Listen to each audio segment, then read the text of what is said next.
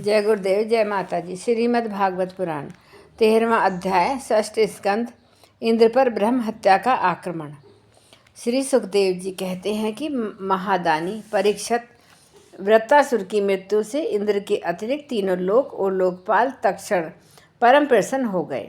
उनका भय, उनकी चिंता जाती रही। युद्ध समाप्त होने पर देवता, ऋषि, पितृभूत, दैत्य और देवताओं के अनुचर, गंधर्व आदि इंद्र से बिना पूछे ही अपने अपने लोक को लौट गए। इसके पश्चात ब्रह्म, शंकर और इंद्र आदि भी चले गए। राजा परीक्षित ने पूछा, भगवान, मैं देवराज इंद्र की अप्रसन्नता का कारण सुनना चाहता हूँ। तब वृत्तासुर के वध से सभी देवता सुखी हुए, तब इंद्र को दुख होने का क्या कारण था? श्री सुखदेव जी ने कहा, परीक्षित, जब वृत्तासुर के पराक्रम से सभी देवता और ऋषि महर्षि अत्यंत भयभीत हो गए, तब उन लोगों ने उसके वध के लिए इंद्र से प्रार्थना की, परंतु वे ब्रह्म हत्या के भय से उसे मारना नहीं चाहते थे। बाले, चांडाल और कसाई भी शुद्ध हो जाते हैं।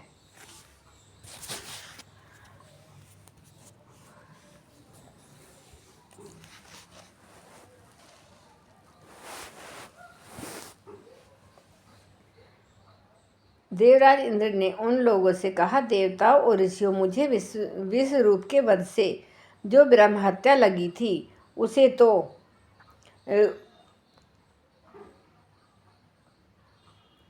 स्त्री, पृथ्वी, जल और वृक्षों ने कृपा करके बांट लिया। अब यदि मैं व्रत का वध करूं तो उसकी हत्या से मेरा छुटकारा कैसे होगा?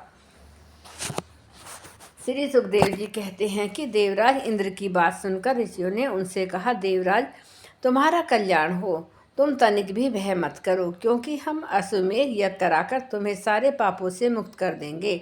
अश्वमेध यज्ञ के द्वारा सबके अंतर्यामी सर्वशक्तिमान परमात्मा नारायण देव की आराधना करके तुम संपूर्ण जगत का वध करने के पाप से मुक्त हो सकोगे।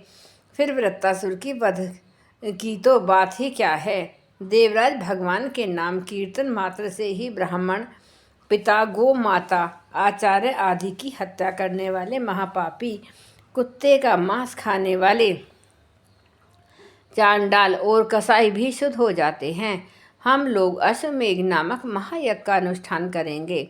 उसके द्वारा श्रद्धापूर्वक भगवान की आराधना करके तुम ब्रह्म पर्यंत समस्त चराचर जगत की हत्या के भी पाप से लिप्त नहीं होगे। फिर इस दुष्ट को दंड देने के पाप से छूटने की तो बात ही क्या है। श्री सुखदेव जी कहते हैं कि परीक्षित, इस प्रकार ब्राह्मणों से प्रेरणा प्राप्त करके देवराज इंद्र ने वृत्तासुर का वध किया था। अब उसके मारे जाने पर ब्रह्म हत्या इंद्र के पास आई। उसके कारण इंद्र को बड़ा कलेश, बड़ी जलन सहनी पड़ी। उन्हें एक क्षण के लिए भी चैन नहीं पड़ता था। सच है कि जब किसी संकोची सज्जन पर कलंक लग जाता है, तब उसके धैर्य आदि गुण भी उसे सुखी नहीं कर पाते। देवराज इंद्र ने देखा कि ब्रह्म हत्या साक्षात चांडाली के समान उनके पीछे पीछे दौड़ी आ रही है। बुढ़ापे के कारण उसके सारे अंग कांप रहे हैं और क्षय रोग उसे सता रहा है। उसके सारे वस्त्र खून से लथपथ हो रहे हैं। वह अपने सफ़ेद सफ़ेद बालों को बिखेरे ठहर जा इस प्रकार चिल्लाती आ रही है। उसके श्वास के साथ मछली सी दुर्गंध आ रही है, जिसके कारण मार्ग भी दूषित होता जा रहा है। राजन, देवराज इंद्र उसके भय से दिशाओं और आकाश में भागते फिरे। अंत में कहीं भी शरण न मिलने के कारण उन्होंने पूर्व और उत्तर के कोने में स्थित मानसरोवर में शीघ्रता से प्रवेश किया। देवराज इंद्र मानसरोवर के कमलनाल के तंतुओं में 1000 वर्ष तक छिपकर निवास करते रहे। सोचते रहे कि ब्रह्म हत्या से मेरा छुटकारा कैसे होगा। इतने दिनों तक उन्होंने भोजन के लिए किसी प्रकार की सामग्री न मिल सकी, क्योंकि वे अग्नि देवता के मुख से भोजन करते हैं और अग्नि देवता जल के भीतर कमल तंतुओं में नहीं जा सकते थे। जब तक देवराज इंद्र कमल तंतुओं में रहे, तब तक अपनी विद्या, तपस्या और योग बल के प्रभाव से राजा नूह स्वर्ग का शासन करते रहे। परंतु जब उन्होंने संपत्ति और ऐश्वर्य के मद से अंधे होकर इंद्र पत्नी साची के साथ अनाचार करना चाहा, तब सची ने उनसे ऋषियों का अपराध करवाकर उन्हें शाप दिया, जिससे वे सांप हो गए। तदंतर जब सत्य के परम पोषक भगवान का ध्यान करने से इंद्र के पाप नष्ट प्राय हो गए, तब ब्राह्मणों के बुलाने पर वे पुनः स्वर्गलोक में गए।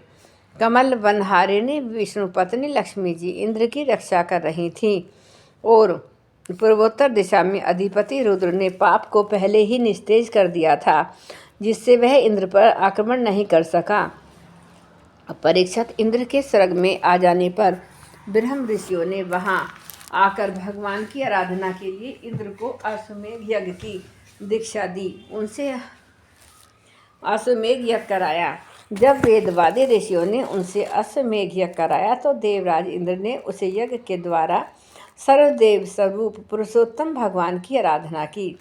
तब भगवान की आराधना के प्रभाव से वृत्तासुर के वध की वह बहुत बड़ी पाप राशि इस प्रकार भस्म हो गई, जैसे सूर्योदय से कोहरे का नाश हो जाता है। तब मारीच आदि मुनीश्वरों ने उनसे विधि पूर्वक अश्वमेध यज्ञ कराया। तब उसके द्वारा सनातन पुरुष यज्ञपति भगवान की आराधना करके इंद्र सब पापों से छूट गए और पूर्ववत फिर पूजनीय हो गए। परीक्षित, इस श्रेष्ठ आख्यान में इंद्र की विजय, उनकी पापों से मुक्ति और भगवान के प्यारे भक्त वृत्तासुर का वर्णन हुआ। इसमें तीर्थों को भी तीर्थ बनाने वाले भगवान के अनुग्रह आदि गुणों का संकीर्तन है। यह सारे पापों को धो बहाता है और भक्ति को बढ़ाता है। बुद्धिमान पुरुषों को चाहिए कि वे इस इंद्र संबंधी आख्यान को सदा सर्वदा पढ़ें और सुनें। विशेषतः पर्वों के अवसर पर तो अवश्य ही इसका सेवन करें। यह धन और यश को बढ़ाता है, सारे पापों से छुड़ाता है, शत्रु पर विजय प्राप्त कराता है तथा आयु और मंगल की अभिवृद्धि करता है। जय गुरुदेव, जय माता।